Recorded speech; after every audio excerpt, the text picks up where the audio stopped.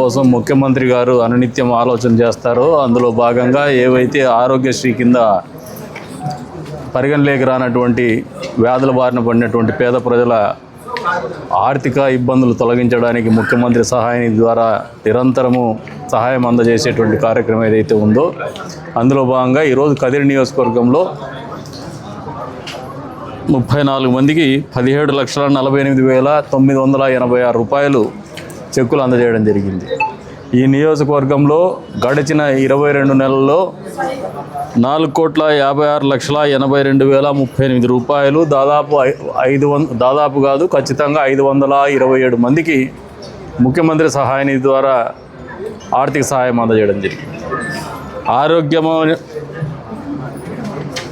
ఆరోగ్యపరమైనటువంటి ఇబ్బందులు ఉన్నప్పుడు దానికి తోడు ఆర్థికపరమైనటువంటి ఒత్తిడి తోడైతే ఆ కుటుంబం కుంగిపోకూడదు, ఆ పేద ప్రజల కుటుంబం రోడ్డున పడకూడదని ముఖ్యమంత్రి గారు పెద్ద మనసుతో అడిగినటువంటి ప్రతి ఒక్కరికి కుల వివక్ష లేదు, ప్రాంతీయ వివక్ష లేదు, మత వివక్ష లేదు, పార్టీ వివక్ష లేకుండా అన్ని వర్గాల వారికి అన్ని పార్టీల వారికి కూడా ముఖ్యమంత్రి సహాయ నిధి నుంచి ఆర్థిక సాయం అందిస్తున్నటువంటి పరిస్థితులు ప్రజలు అర్థం చేసుకోమని చెప్పేసి కోరుతా ఉన్నారు.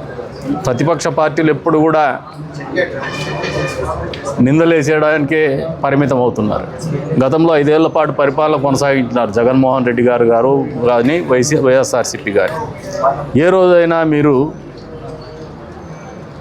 వేరే పార్టీ వారికి లేదు తటస్థులకి ఆరోగ్యశ్రీ ద్వారా ముఖ్యమంత్రి సహాయ నిధి ద్వారా డబ్బులు అందించేటువంటి కార్యక్రమం చేసినారా?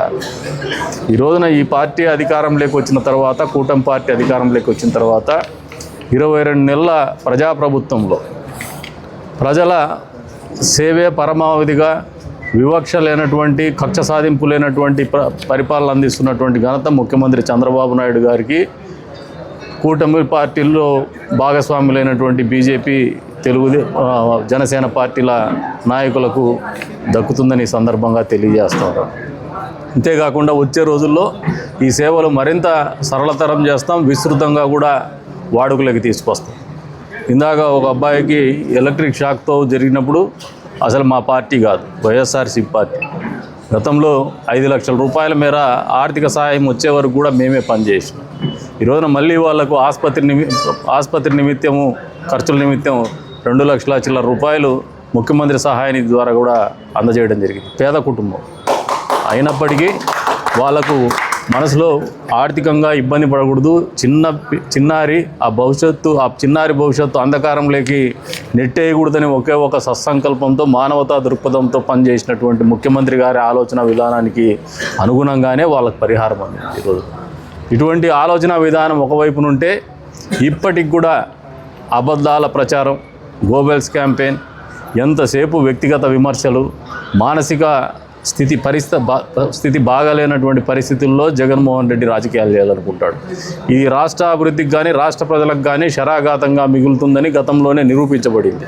మరొకసారి ప్రజలు కూడా ఆలోచన చేసుకోవాలి. ఇటువంటి వ్యక్తిత్వం ఉన్నటువంటి నాయకులు రాజకీయాల్లో ఉంటే, ఇటువంటి ఆలోచన సరళి ఉన్నటువంటి నాయకులు రాజకీయాల్లో ఉంటే జగన్మోహన్ రెడ్డి లాంటి వ్యక్తులు ఏ రకమైనటువంటి పరిణామాలు సంభవిస్తాయో గతంలో 5 ఏళ్ల పరిపాలన మరొకసారి అవగతంలోకి తెచ్చుకోమని చెప్పేసి కోరుతా ఉన్నాను. ఈ ప్రభుత్వం యొక్క ముఖ్య ఉద్దేశం పేద ప్రజల ఆరోగ్యం, పేద ప్రజల అభ్యున్నతి, పేద ప్రజల సంక్షేమం, దాంతోపాటు సమాంతరంగా అభివృద్ధి అనేది కూడా, రాష్ట్ర అభివృద్ధి కూడా పూర్తి స్థాయిలో జరగాలనే పట్టుదలతోనే ఈ రోజుల్లో అనేక రకమైనటువంటి సంస్థలని కూడా పెట్టుబడులు తీసుకొస్తాను. ఉద్యోగాల రూపకల్పన జరుగుతుంది. యువతకు పెడదావన పోతున్నటువంటి యువతకు గంజాయి అరికట్టి, మత్తుమందు అరికట్టి సరైనటువంటి దారిలో వాళ్ళకి ఉపాధి కల్పన కానీ ఉద్యోగ కల్పన కానీ కల్పిస్తున్నటువంటి ప్రభుత్వం యొక్క ఆలోచన విధానానికి గతంలో ల్యాండ్ టైటిలింగ్ యాక్ట్ పేరు పెట్టేసి మన భూములు వాళ్ళ దగ్గర పెట్టుకున్నటువంటి విధానానికి కావచ్చు, మన ఆస్తుల మీద జగన్మోహన్ రెడ్డి ఫోటోలు వేసుకున్నటువంటి విధానానికి కావచ్చు, వ్యత్యాసం అనేది గమనించాల ప్రజలని చెప్పేసి కూడా కోరుకుంటూ, మరొకసారి ఈ రోజున ముఖ్యమంత్రి సహాయ నిధి ద్వారా ఆర్థిక సహాయం అందుకున్నటువంటి ప్రతి కుటుంబానికి కూడా మంచి జరగాలని చెప్పేసి కూడా శుభాకాంక్షలు తెలుపుకుంటూ, మంచి జరగాలని ఆ భగవంతుని ప్రార్థిస్తూ సెలవు తీసుకుంటాం.